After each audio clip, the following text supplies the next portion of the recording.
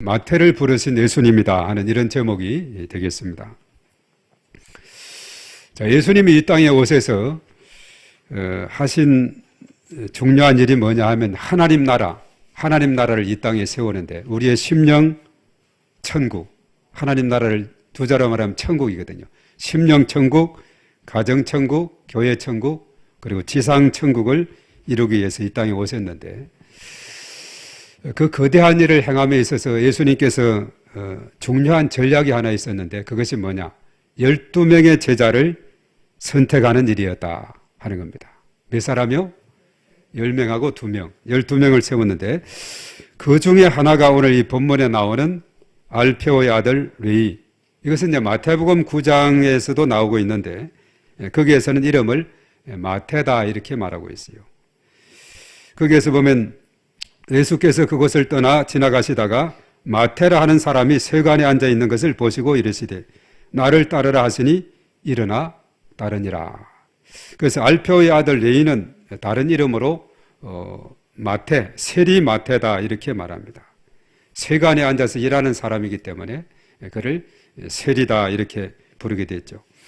우리가 예수님의 12제자 하면은 우리가 마태복음 10장의 2절에서 4절에 잘 기록이 되고 있어요. 거기에 보면 12사도의 이름은 이러하니 베드로라 하는 시몬을 비롯하여 그의 형제 안드레, 베드로와 안드레, 그리고 이제 세베대의 아들 야고보와 그 형제 요한, 야고보와 요한이고 네 사람이죠. 그리고 빌립과 바돌로메, 도마, 그리고 세리 마태, 알페의 아들 야고보, 다데오, 가나나인 시몬, 그리고 가룟 유다까지 12사람이 이름이 거기에 잘 기록이 되어 있습니다. 여기에서도 분명히 세리 마태다고 이름이 들어있는데 처음에 부른 제자는 주로 이제 베드로하고 안드레, 그 형제 안드레, 또 야고보, 요한 이 네 사람은 주로 어부 출신이었습니다. 이들은 사도행전에서 보면 당시의 백성들의 관리들과 장로들이 이 어부 출신 이 베드로와 안드레, 야고보와 요한을 향해서는 학문이 없는 범인으로 알았다가 이들이 담대하게 말씀을 전하는 것을 보고는 깜짝 놀랐다 이렇게 사도행전 4장 13에서 14절에 언급을 하고 있어요. 거기에 보면 그들이 베드로와 요한이 담대하게 말함을 보고 그들을 본래 학문 없는 범인으로 알았다가 이상히 여기며 또 전에 예수와 함께 있던 줄도 알고 또 병나은 사람이 그들과 함께 서 있는 것을 보고 비난할 말이 없는지라 라고 말씀했어요. 오늘 이 본문의 말씀에는 이 세리 출신 마태를 세관에서 일하는 이 마태를 부르는 그런 내용이 나옵니다. 그 당시 이제 세리는 평판이 좋지 않은 그런 직업이었어요. 세리는 그 당시에 여러 가지 많은 부정 축제로 인해서 부자였습니다. 많은 재산을 소유한 그런 사람이었는데 왜 그 당시에 평판이 좋지 않았느냐? 로마의 앞잡이를 하면서 백성들에게 부당한 세금을 많이 걷어들이고 그것을 로마 정부에 일정하게 보내고 자기가 착복을 하는 이런 사람이었기 때문에 그 당시 세리는 허가받은 죄인이다 이렇게 취급을 받았습니다. 그럼에도 불구하고 예수님께서는 이 세리 마태를 그의 제자의 12제자의 한 요원으로 불렀다는 사실입니다. 이것은 무엇을 의미하고 있느냐? 예수님의 부르심에는 차별이 없다는 사실입니다. 우리 한번 따라하겠습니다. 예수님의 부르심에는 차별이 없습니다. 예수님의 부르심에는 어부 출신이나 또 세관에서 일하는 출신이나 그리고 다른 12제자를 보면 다 개성과 성격이 차이가 나게 되는 것을 보게 됩니다. 다양한 직종에서 다양한 부류의 사람들을 이렇게 부르시게 되는데 예수님의 부르심에는 차별이 없다는 사실이죠. 자, 일반인들이 생각한 가방끈이 짧다고 생각한 어부 출신뿐만 아니라 죄인들까지도 부르시는 그 예수님의 모습을 우리가 보게 되는 것입니다. 그래서 오늘 이 본문의 말씀을 우리가 자세하게 보면은 예수님께서 우선 그 바닷가에서 큰 무리들을 앉혀놓고 말씀을 가르치시는 이런 일을 하셨고 그리고 이제 알페오의 아들 레위 오늘 여기 세리마태라 그랬죠. 세간에 앉은 것을 보시고 그 세리를 부르셨다 이렇게 말합니다.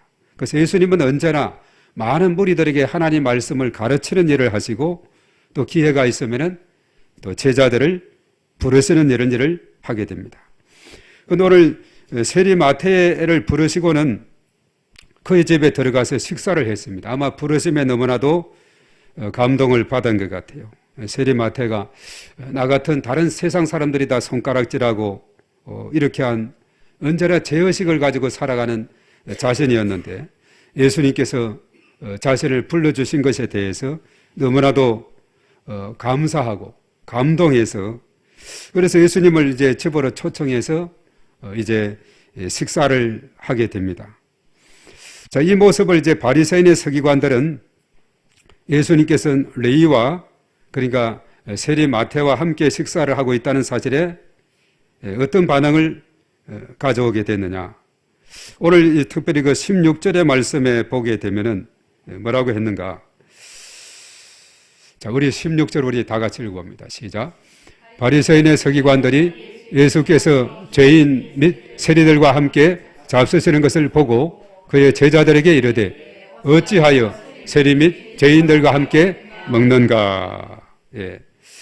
바리새인 출신의 그 서기관들은 이 모습에 아주 못마땅히 여기게 된 것이죠. 어찌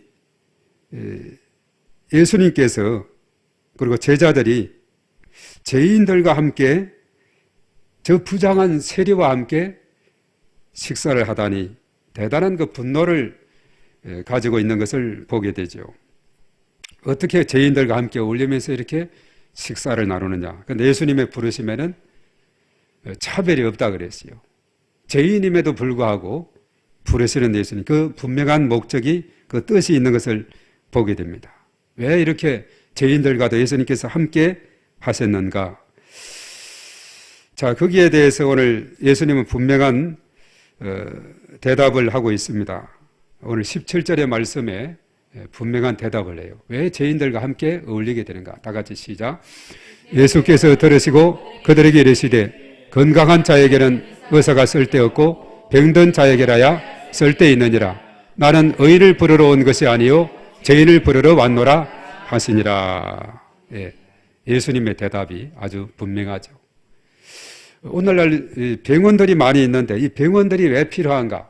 이 세상에 모든 사람이 환자가 없고 병자가 없다면 병원이 필요할까요?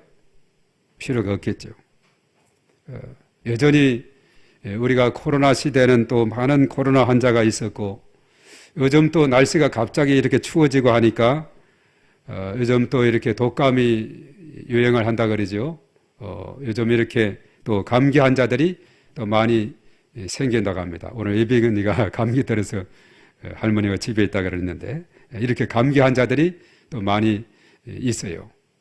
그래서 이런 그 감기가 든다든가 이렇게 되면은 또 병원에 가서 약을 지어서 또 약국에 가서 조제해서 먹게 되고 하여튼 병원에 가보면 다양한 종류의 환자들이 몰려 있는 것을 보게 되죠. 그래서 병원이 존재하는 그 이유는 뭐냐 하면 환자들이 있기 때문에 병원이 존재하는 겁니다. 오늘 예수님께서 분명한 그런 말씀을 잘 해주었죠. 그러나 이 바리새인들은 생각하기를 어떻게 죄인 그리고 세리들과 함께 예수님이 그 제자들과 함께 교제하는가 분노하면서 공격적인 질문을 합니다. 물론 우리가 레위기 10장 10절에 보면은 아론 자손들이 회막에 들어갈 때 포도주와 독주를 금했어요. 자, 그것은 왜 그런가 하면 그리하여야 너희가 거룩하고 속된 것을 분별하며 부정하고 정한 것을 분별하고 이렇게 말했거든요. 부정한 일. 그래서 죄인과 세리들과 함께하는 것은 부정한 일이다 이렇게 생각이 돼서 바리새인들은 이렇게 비난하고 또 분노를 샀지만은 예수님께서 분명히 말씀했습니다. 병원이 존재하는 것은 의사가 존재하는 것은 뭐 필요한가? 병든 자가 있기 때문에 그렇다는 겁니다. 건강한 자에게는 의사가 쓸데없고 병든 자에게라야 쓸데있다 했죠. 그래서 나는 의인을 부르러 온 것이 아니요 죄인을 부르러 왔노라 이렇게 말씀했습니다. 바로 죄인을 불러서 그 죄인을 이제 예수님께서 변화시키고 그 죄를 씻어주시고 그 죄인이 의인으로 되도록 이렇게 예수님께서 하시기 위해서 이 땅에 진정한 섬김의 삶을 실천하시기 위해서 오셨습니다. 피 흘림 없이는 죄사함이 없다, 이렇게 요즘 우리가 히브리서 말씀에 잘 있는 것을 보게 되죠. 정말 히브리서 이 말씀은 복음 중에 복음이 들어있는 책입니다. 너무나도 참 귀한 책을 우리가 11월 달 이번 달에 다 이제 마치게 되는데, 피 흘림 없이는 죄사함이 없다 그랬는데, 그런데 구약에는 짐승의 피를 잡아서 피 흘림으로 죄를 사했지만은 그거나 완전한 속죄가 되지 못했고, 그것도 해마다 이렇게 해야만 했다고 했습니다. 또 제사장도, 대제사장도 마찬가지입니다. 자신의 죄뿐만 아니라 다른 사람의 죄를 위해서 지성소에 들어가서 해마다 속죄의식을 행해야만 했는데, 그런데 이제 예수님께서 이 땅에 오셔서 단번에 십자가에 죽으심으로 영원한 속죄를 이루가신 줄로 믿습니다. 영원한 속죄를 이루게 된 것입니다. 자신이 십자가에서 죽기까지 복종하셨다는 거죠. 자기가 죽기까지 이렇게 복종하는 거, 이거 쉽지 않습니다. 사람이 친구를 위해서 죽는 것보다 더 큰 사랑이 없다 했는데, 예수님께서는 가장 큰 사랑인 죽음을 통해서 우리의 친구가 되셨고, 또 우리에게 가장 큰 사랑을 베풀어 주신 분이 바로 예수님이다 하는 거죠. 그래서 나는 죄인을 부르러 왔다 하는 이 말씀에서 예수님이 이 땅에 오신 목적이 분명히 오늘 이 본문의 말씀에서 드러나고 있습니다. 바로 죄인을 불러서 구원하시기 위해서 이 땅에 오신 줄로 믿습니다. 그럼 우리는 이 말씀에서 나는 스스로를 이제 의사가 필요 없는 건강한 자로 여기면서 예수님 대신에 자신의 어려움을 붙잡는 바리새인과 같은 삶을 살고 있지 않는지, 우리가 오늘 이 말씀을 통해서 우리 스스로를 되짚어 봐야 될 줄 믿습니다. 오늘 본문은 예수님의 교제와 그리고 바리새인의 교제를 잘 대조시키면서 우리에게 잘 보여주고 있어요. 예수님의 친교, 이 교제라는 것은 뭐냐? 주님 중심의 열린 교제고 살리는 교제고 함께하는 교제인 반면에, 바리새인의 교제는 자기 중심적인 닫힌 교제, 그리고 죽이는 교제, 분리시키는 교제. 한 생명의 그 가치라든가 그 어떤 그 소중함은 온데간데 없는 이 바리새인들의 교제를 보게 됩니다. 그런데 예수님께서는 한 죄인이라도 구원시키고자 하는 그 간절함이 그의 삶 속에 있어서 이 땅에 오셨고, 수많은 고난과 고초를 당하시고 또 채찍을 맞으시고 가시 면류관 쓰시고 십자가상에서 죽기까지 그런 복종을 하신 분이 바로 예수님이십니다. 그래서 우리는 오늘 예수님처럼 열린 마음을 가져야 됩니다. 예수님은 의인이 아닌 죄인을 부르시고 모두가 배쳐가던 세리를 제자로 삼으셨습니다. 죄인들과 함께 식사하고 또한 교제를 하셨습니다. 이런 예수님을 보면서 나와 우리 공동체의 모습은 어떠해야 되는가, 이것을 우리가 생각을 해야 되는 거죠.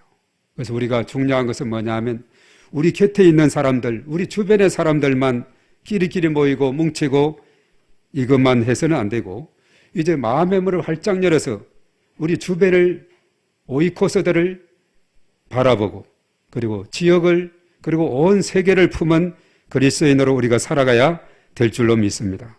새로운 사람을 보면 우리가 친근하게 다가가서 친절한 인사도 하고, 새로운 일원으로 우리 기쁨으로 맞이하는 이러한 마음의 열린 자세가 우리에게 참으로 필요하다 하는 것을 깨우쳐 주고 있습니다.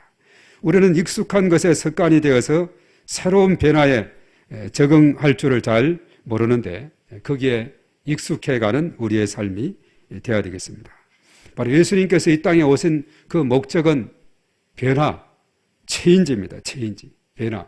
죄인이 변해서 의인으로, 지옥 갈 영혼이 변해서 천국으로, 사단의 자녀가 하나님의 자녀로 이렇게 변화를 시키고자 하는 것이 예수님이 이 땅에 오신 목적인 줄로 믿습니다. 그래서 죄인을 의인으로 변화시키는 것, 지옥 갈 영혼을 천국으로 인도하는 것, 그리고 사람을 근본적으로 변화시켜서 정말 하나님의 사람으로, 하나님의 자녀로 이렇게 변화시키기를 원하시는 예수님 모습을 보게 되죠. 그러기 위해서 예수님은 다양한 방법을 사용을 하셨는데 오늘 특별히 식탁 공동체를 통해서 하나님 나라를 세워가시는 이런 모습을 우리가 보게 됩니다.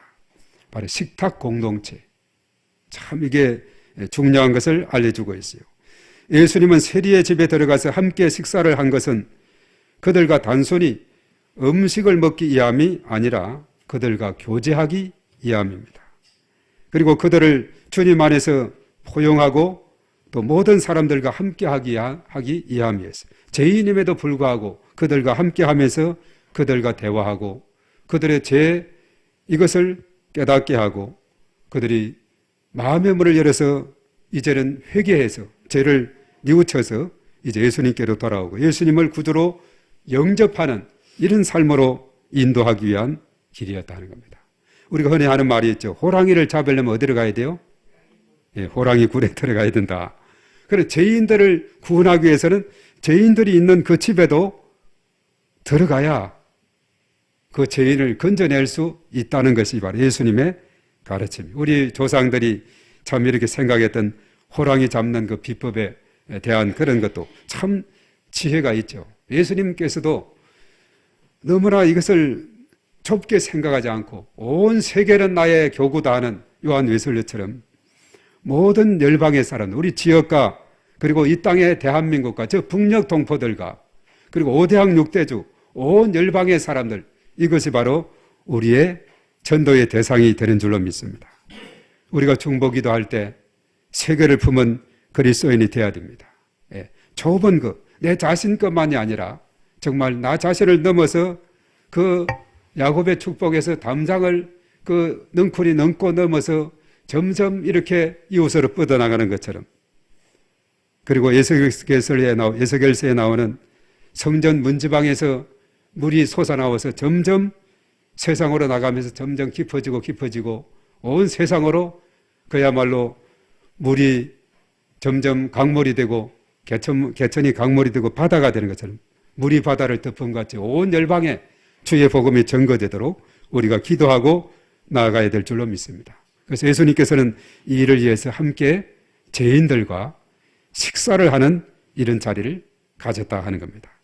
그래서 우리가 사실 오전 예배를 마치고 또 맛있게 준비한 저 비전홀에 내려가서 식사를 하게 되는 것, 이것도 중요한 의미를 지니고 있죠. 함께 식사를 이렇게 나눔으로 인해서 우리 배를 채우는 것 이상으로 함께 또 나눔의 시간을 갖고 또 한 주간 우리가 지낸 이야기라든가 또 사실 근래에 와서는 우리가 정말 할 이야기가 많은 것이 다니엘 기도회를 참여했던 분들은 정말 이야기거리가 많아지요.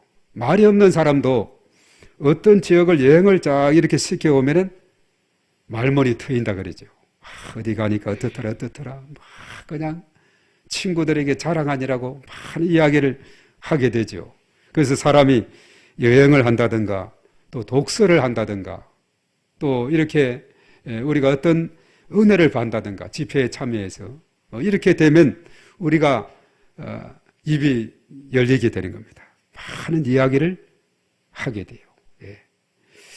나도 초등학교 때 친구가 학교를 같이 다니는 그 친구가 있었는데 이 친구가 참 책을 많이 그 집에 책이 많이 있어가지고 하는데 이 친구가 좀 말이 좀 많아요. 막 책을 많이 읽어놓으니까 계속 책 이야기 나는 그때 이렇게 듣기만 하고 많이 들었던 그런 이야기 나는데 그래서 역시 책을 많이 읽으면은 이야기를 많이 하게 된다 하는 사실입니다. 그래서 이렇게 함께 식탁의 자리를 간다든가 또 차를 마시면서 이렇게 대화를 나눈다든가 자, 그 결과적인 것은 뭐냐? 죄인들과 불신자들과 이렇게 함께 식사하고 또 차를 마시고 그 결국은 바로 구원하기 위함인 줄로 믿습니다. 예수님께서 왜 죄인의 집에 들어갔겠어요? 그 세리의 집에 왜 들어갔겠어요? 그를 제자 삼고자 구원자로 삼을 뿐만 아니라 주님의 귀한 일꾼으로 삼기 위한 그런 하나의 과정인 것을 우리가 보게 되는 거죠. 우리가 오이코스 전도 대상자들에게 때로는 우리가 밥 한번 먹자라고 이렇게 제안을 하는 것도 이것은 뭐냐? 밥만 먹자는 것이 아니죠. 바로 그 영혼을 향한 불쌍한 마음을 가지고 그 영혼을 구원의 길로 인도하고자 하는 그 마음 때문에 식사를 하게 되고 차를 마시게 되는 것인 줄로 믿습니다. 식사를 하면서 많은 대화를 하고 그의 고민을 듣고 대화하면서 그 공허한 빈 마음을 이제 채워줄 수 있는 것이 뭔가? 그것이 바로 복음이요, 예수 그리스도의 하나님 말씀이 채워져야 된다는 거죠. 그 사람이 아무리 이 땅에 살아가고 우리나라 경제가 발전이 되고 여러 가지 사회가 발전이 되고 이렇게 된 가운데 살아가지만은, 그러나 알고 보면은 그 사람들의 마음 한 구석에는 빈 공간이 있는데 공허한 마음이 있다는 겁니다. 공허한 마음이 있어요. 이번에 간증의 주인공들도 참 보면은 다 은혜를 체험하고 했기에 정말 여러 가지 많이 헌신하고 이렇게 하는 그런 모습을 보게 되는데, 자신들의 빈 공간을 채워주게 되니까 이거 혼자만 간직하기가 너무나 아까운 겁니다. 이 기쁨의 소식을 자꾸 나누고자 하는 이런 마음이 생기게 되거든요. 그래서 사람은 누구나 가만히 이야기를 들어보면 고통이 있고 고민이 있고 빈 공간이 있습니다. 거기에 다른 어떤 것으로도 채워줄 수 없는 그곳에 하나님의 말씀이 들어가고 복음이 들어가게 될 때에 예수 그리스도가 진정한 해답인 줄로 믿습니다. 예수 그리스도는 모든 인생 문제의 해답이 되는 거예요. 예수님 한 분만으로 만족합니다.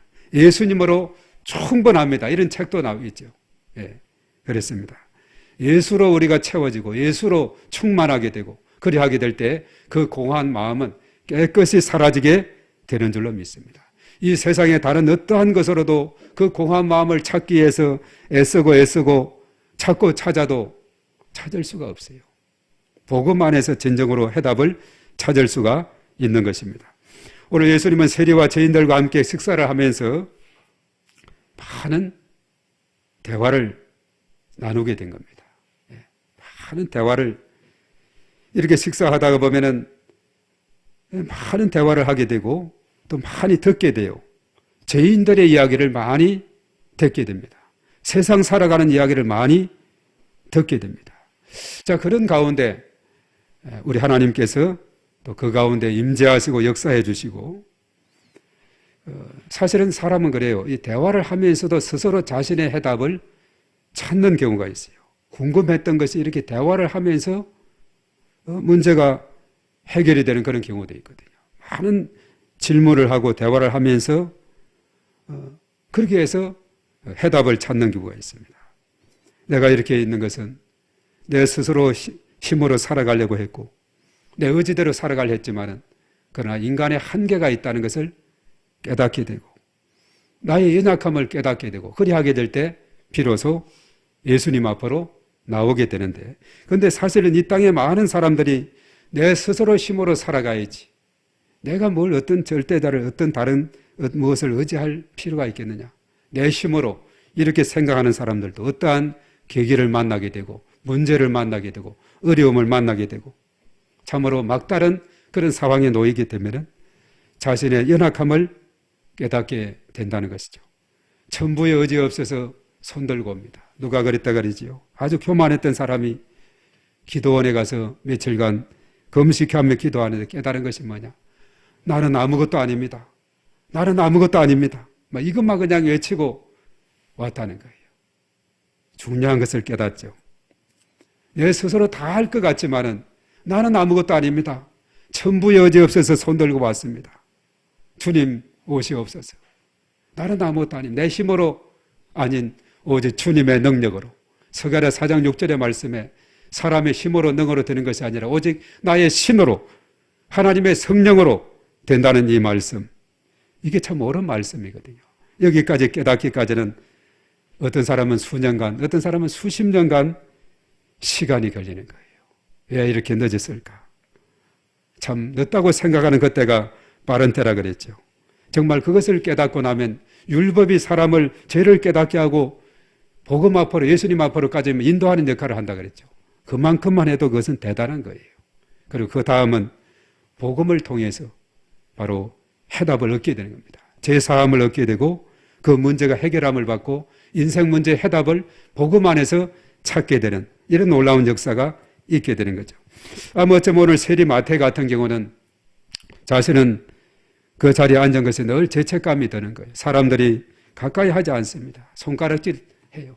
그러나 자신은 부유하지만은 그러나 마음이 편하지 못해요. 그때 예수님께서 그를 부르시고 그 집에 초청해 받았을 때 찾아가 주셔서 이렇게 이야기를 하면서 이렇게 제자로 부르시는 그런 장면을 우리가 보게 되는데, 그래서 예수님의 사역은 오늘 여기에 13절의 시작인 대로 말씀을 가르치는 그런 사역을 계속하셨고, 그리고 함께 식사를 하시면서 대화를 두루두루 나누면서 불신자 그리고 죄인들, 세리들과도 함께 이렇게 대화를 하셨고, 그리고 결과적으로 구원으로 인도하고자 애쓰신 것을 우리가 보게 되는 겁니다. 그래서 어떻게 해서라도 예수님은 이 땅에 오신 그 목적이 바로 그겁니다. 죄인들을 구원시키기 위해서, 그래서 하나님 나라가 점점 세워지고 확장되기 위해서 이 땅에 오셨다는 사실 우리가 깊이 깨달아야 될 줄 믿습니다. 오늘날 저와 여러분들은 바로 이런 예수님을 닮아서 예수님이 보이신 이 사랑을 이웃에게 베풀어야 할 줄로 믿습니다. 그래야 할 때 어둠 속에 갇혀서 그 죽은 영혼들이 점점점 살아나게 되고, 그리고 점점 그 영혼들을 통해서 주의 나라가 점점 전파되는 이런 놀라운 역사가 계속해서 일어나게 되기를 바라는 것입니다. 그래서 디모데후서 4장 2장 2절의 말씀에 그렇죠, 바울이 디모데에게 그렇게 말했습니다. 너는 충성된 사람들에게 이것을 가르쳐라. 그러면 그들은 또 다른 사람을 가르칠 수 있을 것이다. 이렇게 말했어요. 복음의 사세대입니다. 바울, 디모데, 충성된 사람들, 또 다른 사람들, 이런 복음의 재생산이 계속해서 일어나야 주의 나라가 점점점 확장되고 세워지고 주의 나라가 전파되는 놀라운 역사가 있게 되는데, 바로 그 중심에 우리 광명비전교회가 함께해서 세상을 향해서 빛을 비추고 세상의 빛과 소금의 사명을 감당하고 그리스도의 향기를 바라는 이런 복된 교회가 되어서 하나님 앞에 큰 영광 돌리는 그런 삶이 되어야 될 줄로 믿습니다. 이 일에 우리가 한 걸음 한 걸음 전진하고 앞장서 나가야 될 줄 믿습니다. 우리가 히브리서의 말씀에 보면 그래요. 뒷걸음쳐서 하나님 마음을 불편하게 하거나 하나님을 기쁘시게 하지 못하는 이런 삶이 아니고, 또 뒷걸음질 침으로 멸망의 길로 가는 이것이 아니라 우리가 점점 하나님의 영광을 위해서 전진하고 믿음으로 전진해 나갈 때 하나님께서 큰 영광을 거두시게 될 줄로 믿습니다. 그래서 우리가 언제나 바로 예수님의 이러한 가르침을 잘 생각하시고 오늘 세리 마태를 부르신 그 상황을 잘 이해를 하시고, 비록 죄인이라 할지라도 그냥 마냥 멀리만 한 것이 아니라 호랑이를 잡기 위해서 그 굴에 들어가야 하듯이 그들과 때로는 가까이 하는 것은 그들에게 물들고자 하는 것이 아니라 그들에게 그리스도의 복음을 전하고자, 그리스도의 향기를, 그리고 그리스도의 빛과 소금을 바라고자 하는 그런 길로 나아가는 그런 과정이 되는 줄로 믿습니다. 그래서 언제나 우리가 주님의 이러한 모습을 생각하면서 우리 주변에 이런 세리 마태와 같이 살아가는 그러한 사람들이 없는지 우리가 두루두루 살피면서 그 영혼들을 위해서 기도하고 그들에게 접근하고 가까이 가서 때로는 밥 한 끼 같이 먹고 때로는 그들과 차를 마시고 그러면서 그들의 이야기를 들어주고 그들의 공허한 마음속에, 그들의 절망적인 마음속에 바로 예수로 해답을 심어주는 저와 여러분들이 다 되어야 될 줄로 믿습니다. 우리 주님의 놀라우신 은혜가 늘 우리 가운데 충만하게 되시기를 주님의 이름으로 축복합니다. 자, 오늘 이 말씀 우리 생각하면서 우리 다 같이 기도할 때 정말 우리 마음속에 이러한 예수님의 마음을 우리가 품고 우리 주변을 돌아보게 하시고 또 주변에 참으로 불신자들을 보게 하시고 죄인들을 보게 하시고 소외된 사람을 보게 하시고 그들을 죽기를 인도하는 저희들이 되게 해달라고 우리 다 같이 주의하고 통성으로 기도하며 나가겠습니다. 주여, 살아계신 하나님 아버지, 하나님께서 저희들을 이처럼 사랑하심으로 독생자 예수 그리스도를 보내셔서 영원한 생명의 복을 누리게 하시니 감사를 드립니다. 죄로 말미암아 영원히 죽을 수밖에 없고 또 영적으로 죽었던 저희들 이제 십자가로 죄 씻음 얻게 하시고 영생의 복음을 저희들이 받아들여 하나님의 자녀로 살아갈 수 있도록 인도하심을 감사를 드립니다. 우리가 아직도 주변을 바라볼 때에 우리 친구들, 오이코스들 또 우리의 동료들 우리가 바라볼 때 아직도 예수님을 믿지 않는 그 영혼들을 향해서 불쌍히 여기는 마음을 가지게 하시고 그들과 가까이 나아가며 그들과 대화하며 그들과 식탁을 나누며 그들과 차를 마시며 그들의 이야기를 들어서 그들에게 주의 복음을 전가하는 저희들이 되게 도와 주시옵소서. 우리 주님께서 그 가운데 역사하셔서 저들의 마음의 문을 활짝 열어서 예수를 나의 주 나의 하나님으로 영접함으로 영원한 생명의 복을 누릴 수 있도록 하나님께서 인도하여 주시옵기만을 주여 간절히 바라옵고 원하옵나이다. 할 수 있거든이 무슨 말이냐? 믿는 자들에게는 능치 못하심이 없느니라. 내게 능력 주시는 자 안에서 내가 모든 것을 할 수 있느니라 했습니다. 아버지 하나님, 우리 이 시간 저희들 가운데 성령으로 충만하게 임하여 주시옵소서. 우리 예수님의 그러한 포용적인 그런 마음을 배우게 하셔서 땅 끝까지 주의 복음을 전가하게 도와 주시옵소서. 성령의 기름 부으심으로 충만하게 역사하여 주시옵소서. 기도드리겠습니다.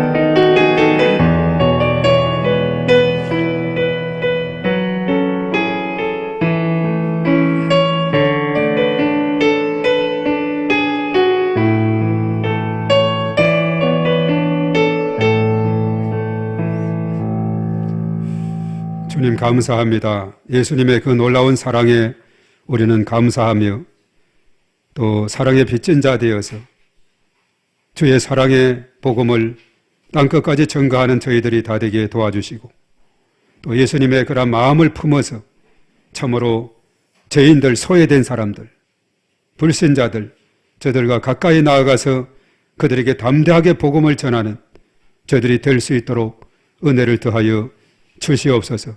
그러므로 주님의 나라가 점점 세워지고 확장되는 놀라우신 은혜가 임하게 도와 주시옵소서. 예수님의 이름으로 기도하옵나이다.